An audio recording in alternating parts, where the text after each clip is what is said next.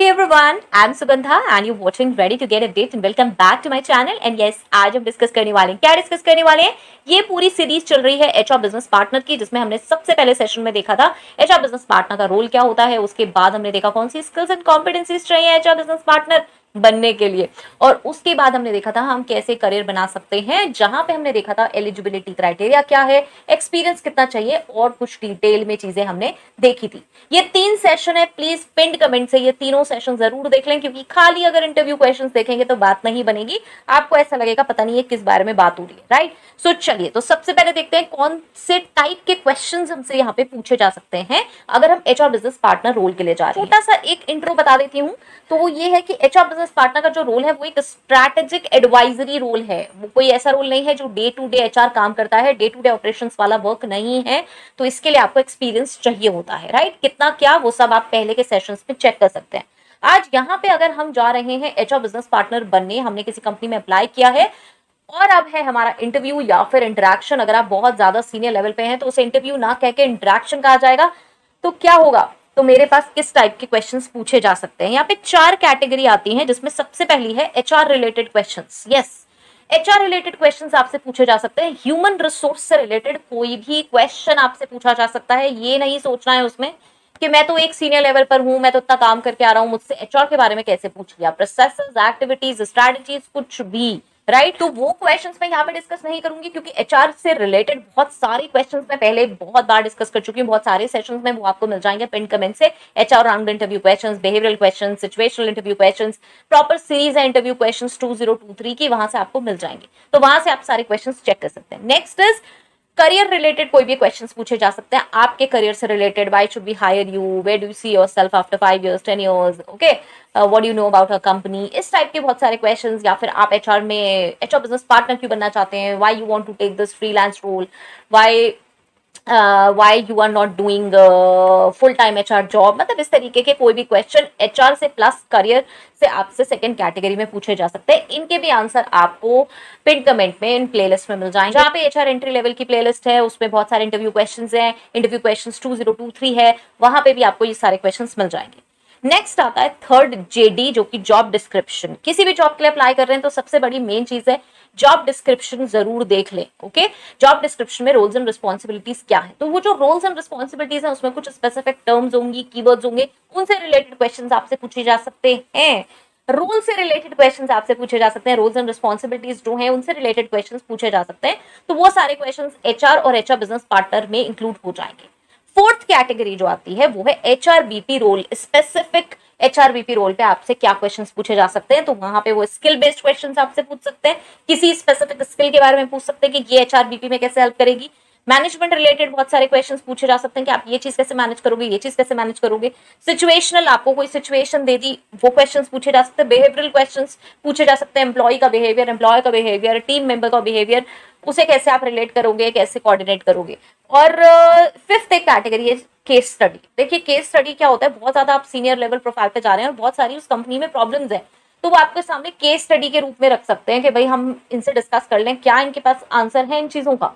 तो case study could भी बहुत बड़ी हो सकती हैं, ये 5-10 लाइन की भी एक केस स्टडी हो सकती है। मतलब अगर उनके यहाँ कोई एक कंपनी में प्रॉब्लम है, प्रोडक्टिविटी रिलेटेड है या फिर रिटेंशन रिलेटेड प्रॉब्लम है, तो वो आपके सामने पूरी केस स्टडी रखेंगे कि अगर ऐसा ऐसा हो, वर्कर्स ऐसे हो, ऐसा हो जाए, स्ट्राइक्स हो जाए, ये हो जाए, तो आप इसमें क्या हमें रिकमेंड करोगे, ठीक है। तो इस तरीके के क्वेश्चंस पूछे जा सकते हैं। तो यहाँ पे हम फोर्थ जो कैटेगरी है उसको इंक्लूड करेंगे, क्योंकि ऊपर की जो 3 कैटेगरी है वो हम कई बार डिस्कस कर चुके हैं। नहीं मिलते हैं आपको कोई भी सेशन तो आप मुझसे मांग सकते हैं कमेंट सेक्शन में। तो चलिए, ये थी शॉर्ट एंड लॉन्ग स्टोरी। सबसे पहला क्वेश्चन देख लेते हैं क्या है। What policies would you implement to ensure company diversity. देखिए डाइवर्सिटी एंड इंक्लूजन बहुत ही आजकल फेवरेट टॉपिक हो चुका है, बहुत इंपॉर्टेंट भी है। तो इसको आप कैसे मेंटेन करोगे, क्या पॉलिसीज आप यहाँ पे इंप्लीमेंट करोगे, तो आप इसको कैसे आंसर कर सकते हो। देखिए सबसे पहले तो आपको ये अप्रिशिएट करना जरूरी है कि कंपनी आपसे डाइवर्सिटी एंड इंक्लूजन के बारे में बात कर रही है। So I appreciate the opportunity to discuss the strategies for fostering diversity and inclusion within the company. For company diversity, I would implement a comprehensive set of policies and initiatives tailored to our unique culture and needs. आपने ये भी कह दिया कि जो आपके culture और needs हैं उसके हिसाब से हम एक कॉम्प्रिहेंसिव सेट ऑफ पॉलिसीज तैयार करें। ये नहीं कि हाँ भाई ऐसा ही करते हैं। आपने कहा आपका जो कल्चर है, यूनिक कल्चर और नीड्स है, उसके साथ हम इसको अलाइन करके बनाएंगे। ठीक है, अब इसको अलाइन करने के लिए मुझे क्या जरूरत पड़ेगा, पहले मैं उसके बारे में बात करूंगी। तो first and foremost I would begin with thorough diversity assessment. Understanding our current demographics, experiences and perspectives is essential. Demographics कहां से आ रहे हैं लोग, ठीक है, क्या एक्सपीरियंसेस है उनके, क्या पर्सपेक्टिव है। This would involve collecting and analysing demographic data, conducting employee surveys and holding focus groups. The insights gathered would form the basis of our diversity and inclusion strategy. ये नहीं कि मैं आई और मैंने बाहर से कोई भी पॉलिसीज इंप्लीमेंट कर दी। मुझे पहले ये देखना है कि जो कंपनी का मेरा कल्चर है उसमें ऑलरेडी क्या चल रहा है, डाइवर्सिटी एंड इंक्लूजन कितना है, किस डेमोग्राफी से ज्यादा लोग हैं, कम लोग हैं, पहले मुझे ये देखना जरूरी है।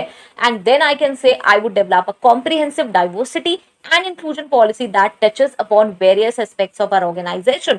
यहाँ पे आप स्पेसिफिकली बता सकते हैं कि रिक्रूटमेंट एंड हायरिंग में मैं ये करूंगा, ट्रेनिंग एंड एजुकेशन में मैं ये कर सकता हूँ, प्रमोशन करियर डेवलपमेंट में ये कर सकते हैं, diverse supplier and vendor partnerships हम कर सकते हैं, एंटी डिस्क्रिमिनेशन हरासमेंट पॉलिसीज हम बना सकते हैं, एम्प्लॉय रिसोर्स ग्रुप्स बना सकते हैं। ओके, तो इसमें आप बता सकते हो कि जैसे रिक्रूटमेंट एंड हायरिंग है तो we would implement policies to ensure a diverse candidate pool by partnering with diverse recruitment sources, eliminating bias in job descriptions and refining interview processes to minimise unconscious biases. अब ये क्या है, eliminating bias in job descriptions. Job description में नीचे लिखा हुआ है specifically male, specifically female, no, ये मुझे रिमूव करना पड़ेगा। मतलब ज्यादा कहीं पर ऐसा ना हो कि यहाँ पे कुछ जेंडर बेस्ड ज्यादा ही प्रॉब्लम है तो एक डिफरेंट चीज है। अदरवाइज ऐसे ही कि जैसे हम फ्रंट डेस्क की बात करते हैं तो बहुत लोग कहते हैं फ्रंट डेस्क पे यार मेल्स अच्छे नहीं लगते, ठीक है, जनरली ऐसे बात कर ली जाती है, या फीमेल्स ही अच्छी लगती हैं, तो this is not the right way. तो यहाँ पे हम एलिमिनेट कर सकते हैं जॉब डिस्क्रिप्शन में biasness. Okay, same way example के लिए जैसे मुझसे अक्सर पूछा जाता है मैम फीमेल्स का ही है क्या ये करियर, क्या ये मेल्स के लिए नहीं है एचआर? तो ऐसा नहीं है। अगर आप टॉप 10 कंपनीज देखेंगे और वहां पे देखेंगे कि सीनियर प्रोफेशनल्स एचआर कौन है तो आपको कौन मिलेंगे, तो आपको मैक्सिमम मेल्स मिलेंगे। ठीक है, सो ये एक छोटा सा एग्जाम्पल है आपको एनकरेज करने के लिए भी कि मेल फीमेल यहाँ पर बिल्कुल टुगेदर हैं। उसके बाद आप ट्रेनिंग एंड एजुकेशन में कह सकते हैं to raise awareness and promote inclusivity I would introduce mandatory diversity and inclusion training for all employees, managers and leadership. And यहाँ पे ongoing education would be critical to creating a culture of understanding and respect. ठीक है, अब इसमें आप जगह जगह से एलैबोरेट कर सकते हैं कि यहाँ पे हम ये करेंगे, यहाँ पे हम ये करेंगे। ओके, यहाँ पे आज मैं ये क्वेश्चंस थोड़े ज्यादा इलैबोरेट कर रही हूँ, इसलिए कर रही हूँ बिकॉज ये एक सीनियर रोल है और यहाँ पे सिर्फ कंजूसी से आप आंसर नहीं कर सकते, क्योंकि आपका जो ये इंटरव्यू है ये ऐसा नहीं होगा कि 15-20 मिनट का है, it will be a form of interaction. Okay, so it will extend. Now next question is what employee retention programs would you advise us to implement? now ये बहुत इंपॉर्टेंट क्वेश्चन है। क्यों इंपॉर्टेंट है? Company हमसे पूछ रही है कि एम्प्लॉय रिटेंशन प्रोग्राम आप कौन सा मुझे एडवाइस करोगे इंप्लीमेंट करने के लिए। इसके दो रीजन हो सकते हैं। फर्स्ट इज एम्प्लॉय रिटेंशन नहीं होता है वहां पे, रिमेंबर उस कंपनी में जरूर एम्प्लॉय रिटेंशन की प्रॉब्लम हो सकती है, या फिर सेकेंड चीज हो सकती है वो आपसे जानना चाहते हैं कि आपको नॉलेज है या नहीं है। दोनों ही केसेस में ये आंसर आप ब्लंटली नहीं दे सकते हो कि आपने नेट से निकाला कि भाई एम्प्लॉय रिटेंशन पॉलिसीज कौन सी होती है और आपने वो चिपका दी वहां पर 5-10 पॉइंट बता दिए कि हाँ जी सबसे पहले आप उन्हें मॉनेटरी बेनिफिट दो, सेकंड आप उन्हें नॉन मॉनेटरी बेनिफिट दो, थर्ड आप उन्हें रिवार्ड्स रिकॉग्नाइज करो, फोर्थ इज आप उनका मोटिवेशन बढ़ाओ, मोरल बढ़ाओ, राइट। ये तो मतलब एक बुकिश टाइप के हैं कि हाँ ऑब्वियसली हम डिस्कस करते हैं जब एम्प्लॉय रिटेंशन पॉलिसीज क्या है, होनी चाहिए प्रोग्राम्स, तो यही सारी चीजें आती हैं। लेकिन इससे पहले सबसे ज्यादा जरूरी है उनके बारे में जानना, उनकी कंपनी, उनकी इंडस्ट्री के बारे में जानना। तो ये क्वेश्चन खाली आंसर ऐसे नहीं हो सकता कि मैं कुछ ब्लंट से आंसर्स दे दूं कि हाँ ये पॉइंट्स होते हैं और आप इसे इंप्लीमेंट कर लो। इससे साफ पता चलेगा आप रट के आ गए हैं आंसर, आपको नहीं पता कि मेरी इंडस्ट्री की एक्चुअल में प्रॉब्लम्स क्या हैं और आप उन्हें जानने में भी इंटरेस्टेड नहीं है, राइट। तो यहाँ पे क्वेश्चन का आंसर करते वक्त हमें ये सबसे पहले जरूर बताना है उन्हें, before recommending specific retention programs, yes, before recommending specific retention programs, I would want to gain a deep understanding of our current retention rates and the factors contributing to employee turnover. Employee turnover क्या, employees क्यों जा रहे हैं, मतलब employees कितने जा रहे हैं, राइट ये जानना पहले मुझे जरूरी है, कौन से फैक्टर्स कंट्रीब्यूट कर रहे हैं एम्प्लॉय टर्नओवर को. This would involve analyzing exit interviews, employee service and reviewing historical data to identify trends and areas that need attention. कितनी बड़ी बात मैंने पहले बोली, पहले मैंने क्या बोला है कि मुझे पहले ये सारी चीजें देखनी पड़ेंगी आपकी, तभी मैं कोई पॉलिसी बताऊंगी, तभी मैं कोई प्रोग्राम बताऊंगी. I firmly believe that retention programs should be customized to our organization's specific context. What works for one company may not necessarily work for us. I would collaborate closely with leadership, managers and employees to design programs that align with our value and address our employees' needs. खाली में आया और मैंने बता दिया हाँ मैं क्योंकि 10 इंडस्ट्री में काम करके आया हूँ यही प्रॉब्लम हो रही होगी, नहीं, मुझे पहले जानना है आपसे, मुझे पहले फैक्टर्स देखने हैं, पहले मुझे कुछ मैट्रिक्स देखने पड़ेंगे, मुझे एम्प्लॉय टर्नओवर चेक करना पड़ेगा, मुझे टर्नओवर रेट देखना होगा, एग्जिट इंटरव्यूज, एम्प्लॉय सर्विस, पहले मैं ये सारी चीजें एनालाइज करूंगा, उसके बाद ही बता सकता हूँ. Okay, competitive compensation and benefits are fundamental to retention. अब यहाँ पे मैंने कहा, पहले मैंने रिसर्च एनालिसिस करा और अब इसके बाद मैं थोड़ा सा जर्नलाइज बता रही हूँ क्या कि कॉम्पिटिटिव कंपनसेशन तो अच्छा हमें देना जरूरी है ही. I would conduct a thorough analysis of our current compensation structure, reviewing salaries, bonuses and benefits. अब क्या है, क्यों हम इसके बारे में बात कर रहे हैं? ऑब्वियसली हर एम्प्लॉय किस लिए काम कर रहा है, मॉनेटरी बेनिफिट के लिए कर रहा है. तो कहीं ना कहीं अगर एम्प्लॉय रिटेन नहीं हो रहा है तो मॉनेटरी बेनिफिट ना मिलना या सही ना मिलना बहुत बड़ा रीजन हो सकता है. Okay, employees are more likely to stay with an organization when they see opportunities for growth. I would work with managers to create personalized development plans for employees, provide access to training and mentorship programs, and ensure that career paths are clearly defined and attainable. Again, ये बहुत generalize है कि भाई obviously personalized development plans हम बनाएंगे और training and mentorship programs हम introduce करेंगे जो कि उनके career path के लिए भी beneficial होगा. In today's work environment, achieving work-life balance is crucial for retention. I would explore flexible work arrangements, remote work options, and wellness initiatives that cater to employees' needs. These programs can help reduce burnout and improve overall job satisfaction. Everyone knows कि work-life balance companies में बहुत ही difficult हो चुका है. Yes, अगर आप 6 o'clock भी out हो रहे हैं, 7 o'clock भी आउट हो रहे हैं, तब भी आप कॉल्स पे ही लगे रहते हैं. आज के टाइम में 9, 10, 11 बजे तक मैनेजर की कॉल आ गई अचानक से, दिन में तो रिप्लाई नहीं करा और एकदम से शाम को इवनिंग को जब हम घर पहुंचे तो हमारे पास कॉल आ गई कि भाई उसका क्या हुआ, इस काम का क्या हुआ, उस काम का क्या हुआ. This is not the right way. मुझे वर्क लाइफ बैलेंस क्रिएट करना पड़ेगा. नेक्स्ट हम इसमें और भी कह सकते हैं, आप इसको यहां तक रख सकते हैं. अगर आप इसमें एम्प्लॉय एंगेजमेंट के बारे में और ऐड करना चाहें तो ये भी बता सकते हैं. Engaged employees are more likely to stay. I would advocate for regular feedback mechanisms, recognition, reward programs, and opportunities for employees to be involved in decision-making processes. Now see, यहाँ पे मैंने जो ऊपर आपको बताए थे कि 5 पॉइंट मैंने ऐसे ही रट्टू तोते की तरह बोल दिए वाले, वो सारे हम भी यहाँ पे इंक्लूड करेंगे, लेकिन वे है, पहले मैंने ऊपर 2 पैराग्राफ्स में ये बताया आपको कि मैं पहले आपका एनालिसिस करने वाली हूँ, उसके बाद ये जो चीजें हैं ये तो मुझे आपको बतानी ही है क्योंकि ये रिटेंशन प्रोग्राम का बहुत बड़ा पार्ट है. तो ये तो हम उनसे डिस्कस करेंगे ही कि भाई monetary point, non monetary point, उनके रिवार्ड्स, उनके सेटिस्फैक्शन, उनका एम्प्लॉय एंगेजमेंट, उनका work life balance. Okay, next, how much do you consider HR metrics in making changes to an organization? Now again, HR metrics इतना important hot topic हो चुका है कि metrics बहुत सारे हैं जो कि हमें पता होने चाहिए as an HR business partner, as an HR. Right, so pin comment में सेशन है ऑलरेडी HR मैट्रिक्स का जिसमें मैंने अराउंड 8-10 मैट्रिक्स डिस्कस किए हैं जिसमें फॉर्मुलेज भी हैं. प्लीज उस सेशन को आप जरूर देख सकते हैं. पिन कमेंट से यहाँ से अच्छा ना लगे कहीं और से भी देख सकते हैं, लेकिन बहुत इंपॉर्टेंट है. As a HR business partner तो आपको पता ही होने चाहिए. ठीक है, HR के किसी भी प्रोफाइल में जा रहे हैं तो HR मैट्रिक्स आपके काम आएंगे आगे. तो चलिए यहाँ पे ये क्या पूछ रहे हैं, कौन से HR मैट्रिक्स आप कंसिडर करते हो ऑर्गेनाइजेशन में. यहाँ पे आप कह सकते हो, in my role as an HR business partner I place a significant emphasis on HR metrics when considering changes to an organization. HR metrics are not just numbers, they are invaluable tools that guide our decision making process. I firmly believe that data driven decisions are more likely to be successful as they are grounded in evidence rather than assumptions.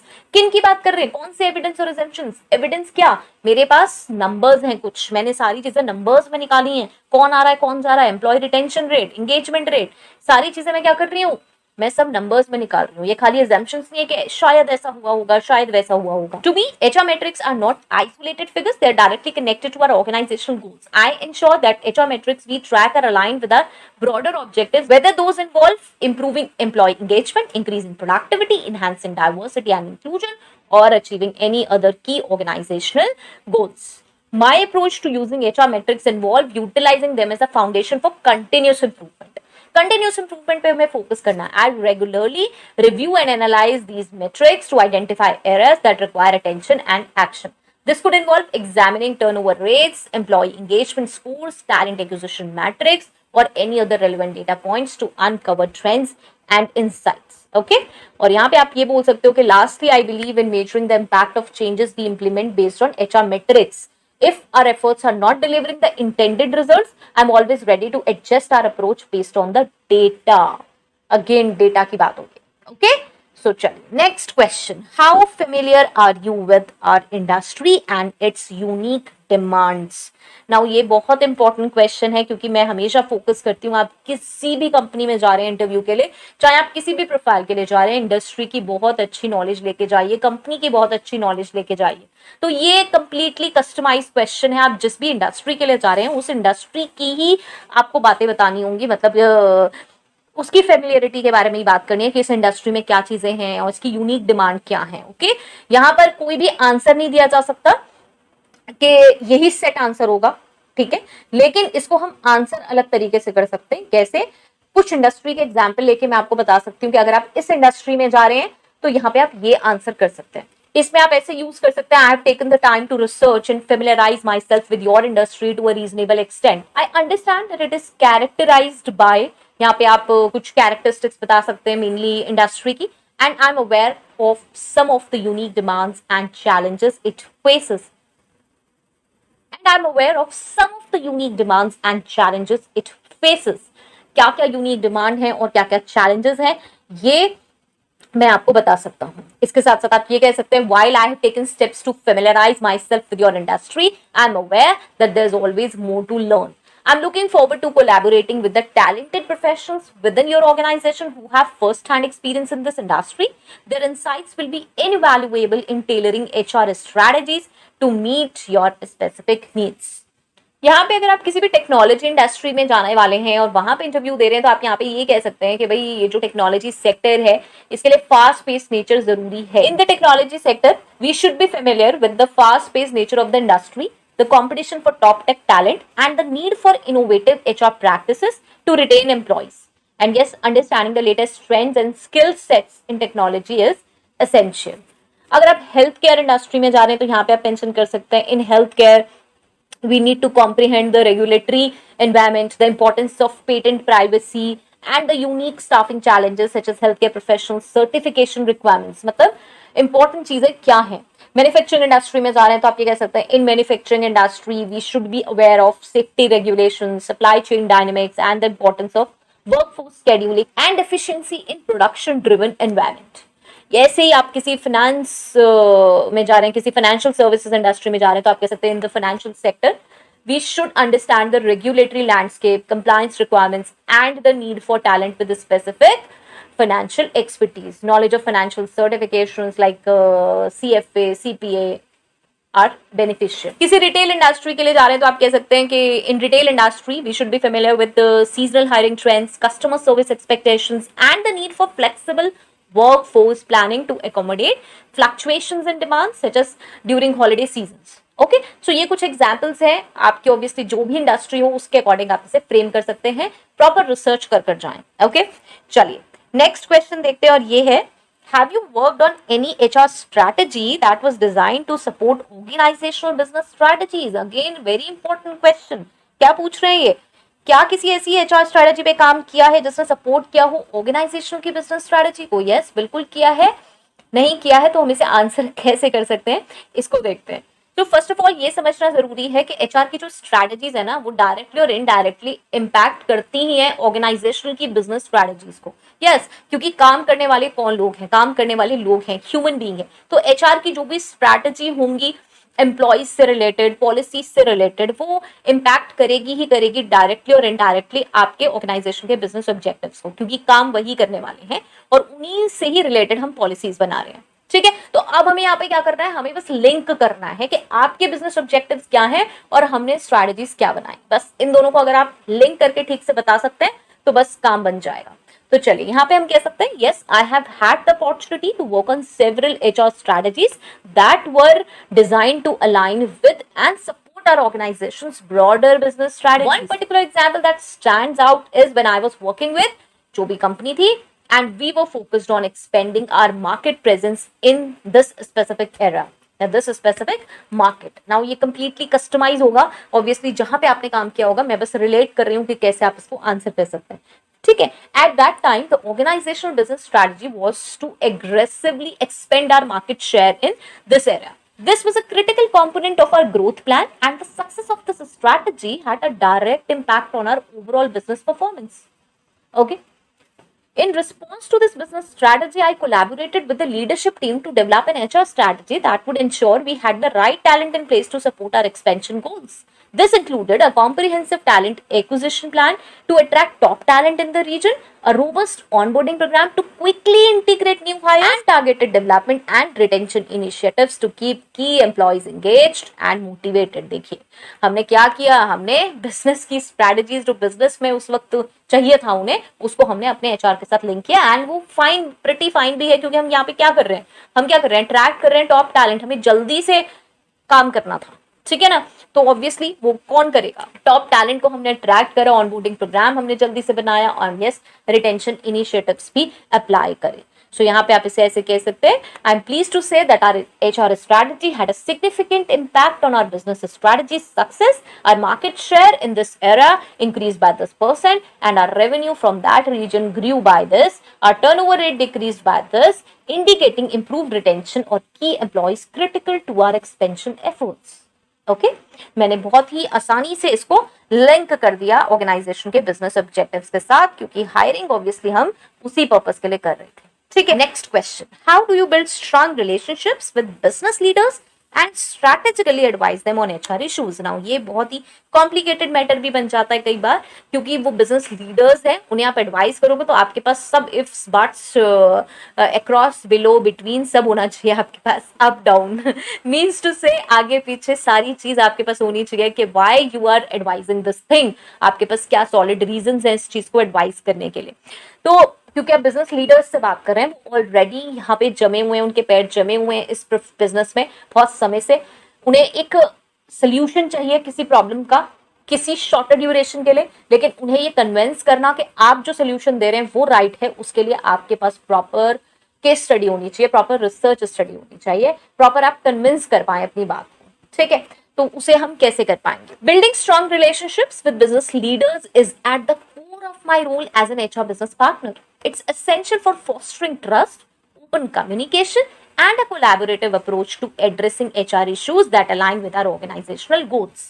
I start by actively listening to our business leaders. This involves one-on-one discussions, attending leadership meetings, and asking probing questions to gain a deep understanding of their unique business objectives and challenges. By understanding their priorities, I can tailor HR strategies to directly support their goals. Now देखिए यहाँ पे important है, क्योंकि business leaders already काम कर रहे हैं अपने objectives के लिए, तो उनसे discussion करना important है, उनसे जानना important है कि आप क्या काम कर चुके हैं, आप क्या काम चाहते हैं। ओके, सो उनकी प्रायोरिटीज जानना और उसके हिसाब से एचआर की स्ट्रैटेजीज को फ्रेम करना इंपॉर्टेंट है। अदरवाइज वही होगा कि हम उनसे कभी भी बॉन्डिंग नहीं बना पाएंगे, हम रिलेशनशिप्स बिल्ड नहीं कर पाएंगे, क्योंकि उन्हें ऐसा लगेगा कि हम उनकी सारी चीजें चेंज कर रहे हैं बिना उनसे पूछे, बिना उनसे डिस्कस किए हुए।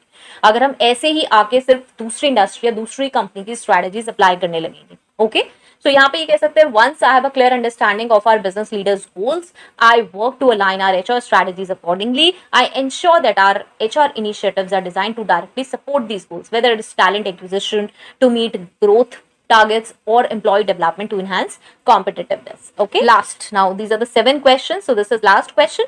Imagine you have been assigned a project to improve the employee productivity in a team that is facing challenges to deliver on time. What specific actions would you take to address this issue as an HRBP? Important question है काफी। क्या हुआ है यहाँ पर? इस question में ये कह रहे हैं कि आपको एक प्रोजेक्ट मिला, असाइन हुआ, इंप्रूव करने के लिए प्रोडक्टिविटी किसी टीम की जो कि चैलेंजेस आ रहे थे, डिलीवर नहीं कर पा रहे थे टाइम पे, तो यहाँ पे आप क्या स्पेसिफिक एक्शंस लेंगे एज एन एचआरबी। देखिए प्रोडक्टिविटी, एम्प्लॉय प्रोडक्टिविटी का इशू है, अगेन पहले जरूरी है कि हम सिचुएशन को समझें। ओके, एडवाइजरी रोल्स में स्पेशली आपको हमेशा ये चीज मेंशन करनी पड़ेगी कि मैं पहले अंडरस्टैंड करूंगा, एनालाइज करूंगा, रिसर्च करूंगा, खाली ऐसी स्ट्रैटेजीज कोई थोपने वाली चीज नहीं है। ठीक है, तो यहाँ पे हम कह सकते हैं firstly I would initiate a comprehensive assessment of the situation by collaborating closely with the team leaders and members. This will help me to understand the specific challenges they are facing and identify the root causes of the productivity issues। root cause क्या है productivity issues का? भाई पूछो ना employees से, पता चलेगा positive है, नेगेटिव है अबाउट द प्रोडक्टिविटी, कैसे काम कर रहे हैं, क्या प्रॉब्लम्स फेस कर रहे हैं। जब तक उनसे नहीं पता चलेगा वो एक्चुअल में काम कर रहे हैं, कैसे काम चलेगा। To measure our progress, I would work with the team to establish key performance metrics such as project completion rates, meeting deadlines, or reducing rework. These metrics will provide a clear benchmark for improvement. In the short term, I would conduct targeted training sessions or workshops to address specific skill gaps within the team, enhancing their ability to work efficiently. For the long term, I would explore potential process improvements, technology upgrades, or restructuring of tasks to optimize workflows and reduce bottlenecks। यहाँ पे mention करना जरूरी है कि employ engagement important होता है। Productivity क्यों नहीं आ रही है? कहीं ऐसा तो नहीं है कि किसी नेगेटिव माइंडसेट से एम्प्लॉय काम कर रहे हैं जो प्रोडक्टिविटी नहीं आ पा रही है। I believe that engaged and motivated employees are more likely to be productive. I would collaborate with the leadership team to implement recognition and rewards programs, provide opportunities for career development, and create a positive work environment. Okay, and again communication is key. I would establish regular check-in sessions with team members to solicit their feedback, address concerns, and make necessary adjustments to our productivity improvement plan। बहुत important है employees को confidence में लेना, बहुत important है उनसे one two one interaction करना। Ultimately, my approach would be data-driven. I would continuously monitor our progress against the established KPIs, make data-based decisions, and refine our strategies as needed to ensure sustained improvements in employee productivity। KPIs क्या होते हैं? Key Performance Indicators। इस पे मैंने proper session बनाया हुआ है, वो भी आपको पिन कमेंट में मिल जाएगा, प्लीज आप वहां से चेक कर सकते हैं। और बहुत सारे सेशंस हैं पिन कमेंट से, अगर आप किसी भी प्रोफाइल के लिए जा रहे हैं एचआर में तो आपके लिए हेल्पफुल होंगे, आप उन्हें चेक कर सकते हैं। Okay, so I hope so this is helpful. ये लास्ट क्वेश्चन था, इसको मैंने ऐसे आंसर किया है। कोई भी आंसर आप अपने अकॉर्डिंग कस्टमाइज कर सकते हैं, ये सिर्फ एक सैम्पल आंसर है, एक आइडिया है मेरी साइड से। अगर आपके लिए हेल्पफुल है मुझे जरूर बताएं, और कौन से सेशंस देखना चाहते हैं वो भी जरूर बताएं। So till next video, all the very best, stay happy, stay safe, thanks for watching, bye bye.